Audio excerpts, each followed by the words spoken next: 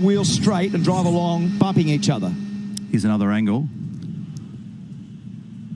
The problem is there's the overlap. So I reckon that it's more about having been carted off the edge of the road, but we'll have to let the umpire make the decision. And the problem for the drivers is that it's all fine and dandy to talk about what the book says, but when you're in the car, it's actually not that easy to resolve. Right there. At the point of contact. But is there, if we freeze it, when we go back, a few more frames, back, right there, what do you reckon? Well, at that point, Scott Pye is in the wrong because he's actually forcing him off the road. Yeah. But at this point here, if Jack doesn't turn left, then the car stays on the white line. Keep going. You watch where Jack ends up. He has absolutely turned that car left. So when he's turned it left, he's in the throttle and turned left, and that's fired the car off with greater severity than if you were just driving along with neutral lock.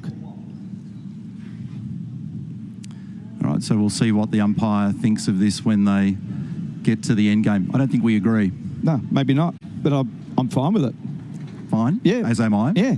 And visualise this rule as we use it in our game about the overlap. So they'll obviously be up there having a pretty close look at it. And it's going to be touch and go. Without seeing more vision, hard to make a judgment on it, but let's explain. Now, I don't have the exact cars because they change their liveries all the time, but let's just say this is Le Brocq at the rear and this is Scott Pye. So they come off turn 7. And what you can do, so the lead car, he's allowed to move all the way over the inside if he wants. He can't start doing all this business. So you're quite entitled to make your move once and run down into turn 1. We showed you that a little earlier, right? Now, Le Brocq is trying to get up the inside him. So you saw Scott Pye's blocking him, and Le Brocq's trying to come over. Now, if there's an overlap, that's what we call the overlap. If there's a genuine overlap, this guy can push him all the way to the edge of the road, and then that's it, right? So if this guy decides to push him further and push him off the road, he'll get penalised, right? Now, that's not what happened. He pushed. Now, if you look, you've probably seen what I've seen. It looks to me like there's not an overlap, and if there is, it's a very, very subtle one. But the rule is it only has to be a very subtle one. So the question is, if Jack Le Brocq was there and then hit him and spun him, Jack's in a world of pain.